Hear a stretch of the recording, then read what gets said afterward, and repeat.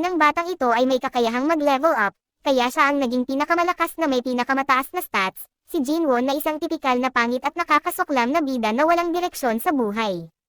Umalis ang kanyang ama para bumili ng gatas at ang kanyang ina ay nasa coma.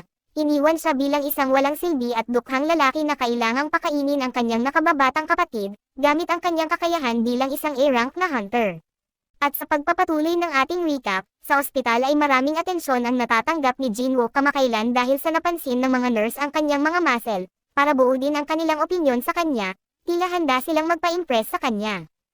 Isang nurse ang pumasok sa kanyang kwarto para sa routine check-up at kahit pawis na pawis si Jinwoo, panigurado na mas pawis pa ang nurse at hindi mo siya masisisi dahil si Jinwoo ay talagang nagbago ng husto. Bumalik sa kamalayan ang nurse sa kanyang sarili at sinabihan siya na siya ay balik na sa full health kaya maaari na siyang lumabas ng ospital.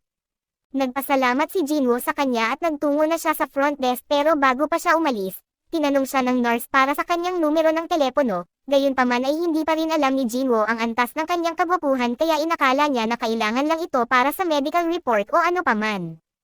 Lumipat tayo sa isang interview ng isa sa mga high-rank na hunter sa Korea na si Bakiho. Ito ay isang kahangahangang tagumpay pero gusto ng mga tao malaman kung ano ang ginagawa niya sa kanyang oras kapag hindi siya nasa panganib sa isang dungeon.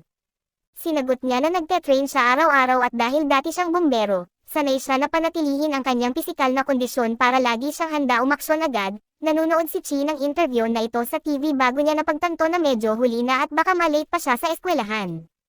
Tinawag niya si Jinwoo para ipaalam na siya'y aalis na at lumabas si Jinwoo para ihatid siya. At sinabi niya na may pagkain sa ref para sa kanya pero napansin niya sa unang pagkakataon na medyo gwapo na ang kanyang kapatid.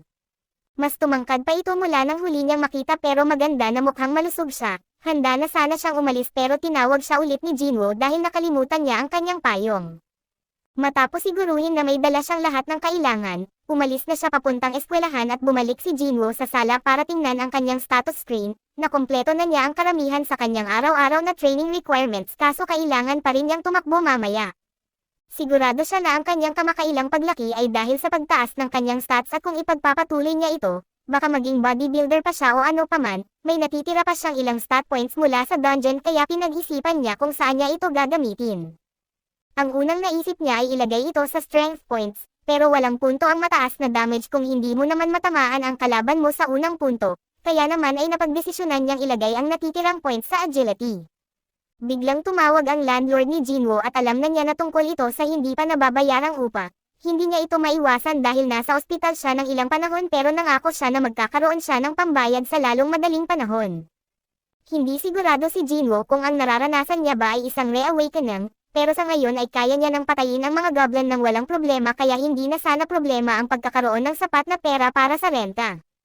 Gayunpaman ay hindi ibig sabihin na madali ito dahil para kumita ng desenteng halaga ng pera, kailangan niyang pumasok sa isa sa mga mas mataas na ranggong dungeon at ayon sa kanyang hunter card, E-rank pa lang siya kaya walang paraan na papayagan siyang sumali sa isang opisyal na grupo.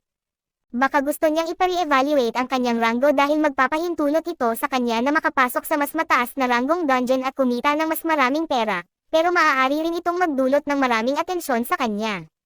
Bihira lang sa mga tao ang nag-reawaken pero malamang siya ang unang hunter na patuloy na lumalakas, siguradong magdudulot ito ng maraming hindi gustong atensyon kaya kung maaari, iniisip niya na mas mabuting itago muna ang kanyang kapangyarihan hanggang sa sapat na siyang malakas para mapanatili ang mga haters na manahimik.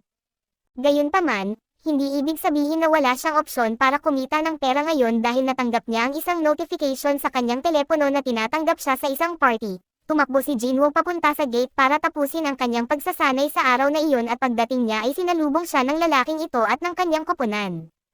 Binanggit ng isa sa mga kasapi ng koponan na medyo sikat si Jinwoo dahil sa pagiging pinakamahinang hunter kailanman. Natawa ang iba pero sinaway sila ni Dong at sinabing tigilan na dahil bahagi siya ng kanilang koponan ngayon at nararapat lang na igalang.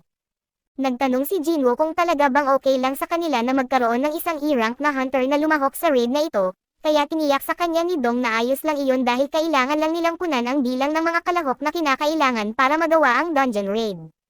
Kailangan nila ng hindi bababa sa 8 hunters para harapin ang isang C-rank na dungeon at handa silang magbayad sa kanya ng 2 milyon kahit na sumama lang siya sa kanila. Magandang deal ito para sa kanya kaya hinihiling lang nila na magdala siya ng mga bag habang sila ay gagawa ng raid.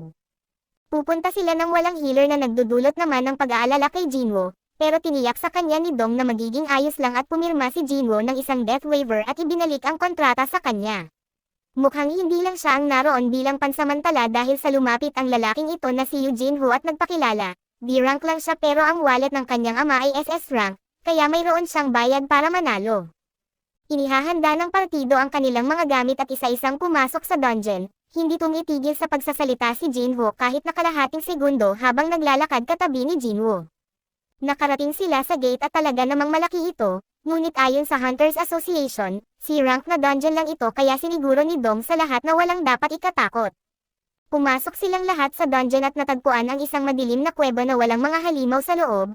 Hindi pa sila nakakita ng ganito noon lalo na kilala ang mga dungeon na laging may glowstone sa mga pader at nagpatuloy sila ng kaunti pa kaso wala pa rin silang nakitang mga halimaw, kaya nagsimulang magtaka ang iba kung ano ang nangyayari.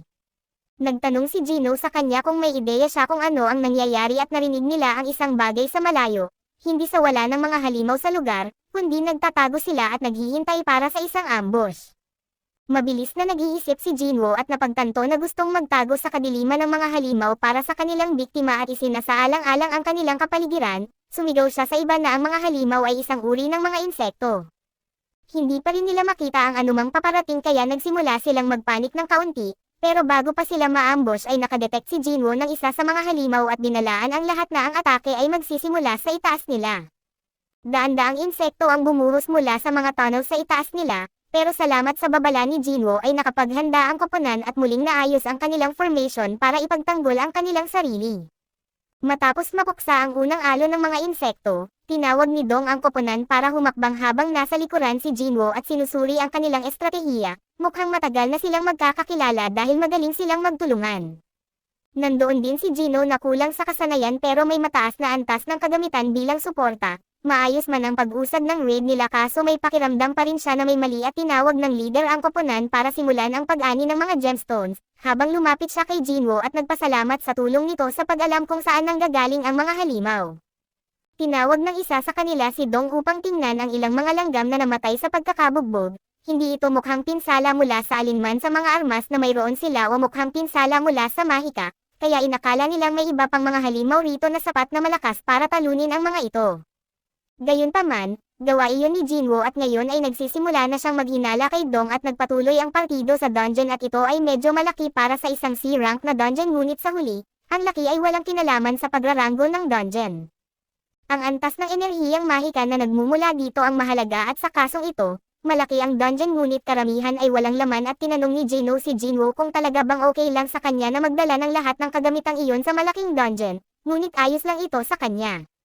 May bagay na bumabagabag sa kanya tungkol sa partido ni Dong mula nang pumasok sila sa dungeon. Sila ay isang batikang partido na may magandang pagtutulungan ngunit wala silang healer at kailangang punan ang mga kota sa pamamagitan ng pag-upa ng random na mga hunter. Patuloy na nakakatagpo ang grupo ng mga insekto na kalahating patay kaya naman ay alam nilang malapit na sila sa kwarto ng boss ng dungeon. Napatunayan nila ang kanilang hinala nang makatagpo sila ng malaking dami ng spiderwebs na nakadikit sa pader ng kuweba. Nagpatuloy sila at sa wakas ay natagpuan ang isang kayamanan ng Monet Crystal sa lahat ng dako. Madali itong umabot sa higit sa 1 bilyong kita at maging ang mas matagumpay na kapatid ni Dong ay maiinggit sa ganoong kalaking kuha nila. Tinanong ni Jinwoo na makita ang kontratang pinirmahan ni Gino at ipinapaalam kay Dong na hindi niya nabanggit na makakatanggap si Gino ng bahagi mula sa mga Monet Crystals, kaya dapat hatiin ang kita ng pantay sa kanila. Sumagot si Dong na may peking ngiti at sinabing okay lang iyon, ngunit kailangan muna nilang talunin ang boss ng dungeon na kasalukuyang nakabitin sa itaas.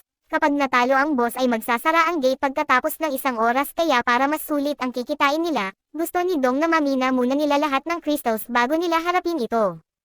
Sa kabutihang palad ay mukhang natutulog ang gagamba kaya perpektong pagkakataon ito para simulan ang pagmimina ngayon, kailangan lang nilang kunin ang kagamitang pangmina na iniwan nila sa kotse, pinabayaan nila sina Jinwoo at Gino na magbantay at tiyak na hindi ito isang patibong. Alam ni Jinwoo kung ano ang nangyayari at iniisip kung paanong kinakailangan ng mga lalaking ito ng 8 miyembro para sa mga raid, na hindi nila kailanman nagawang magdala ng mga tao para sumali sa kanila para sa maramihan na raid kahit na may alok silang deal. Ibig sabihin lang nito na may mali at maliwanag na may binabalak si Dong na hindi maganda. Nang umalis ang partido ay nagpasabog sila na nag-seal off sa pasukan sa kwarto ng boss at napagtanto ni Jinwoo na iniwanan sila para mamatay at sinisi ang sarili sa pagbanggit ng hindi patas na kontrata. Ngunit plano talaga ng mga lalaking iyon na ipapatay sila mula pa sa simula. Sa ngayon ay kailangan nilang mag-isip ng paraan para talunin ang isang boss monster at para sa isang E-rank na hunter, malamang imposible na talunin ang isang C-rank na boss, ngunit dumaan na si Jinwoo sa mas malala pa kaya sigurado siyang kaya niya itong harapin. Subalit dito muna matatapos ang recap natin sa anime na ito, antabayanan po ninyo sa susunod ang bago nitong episode.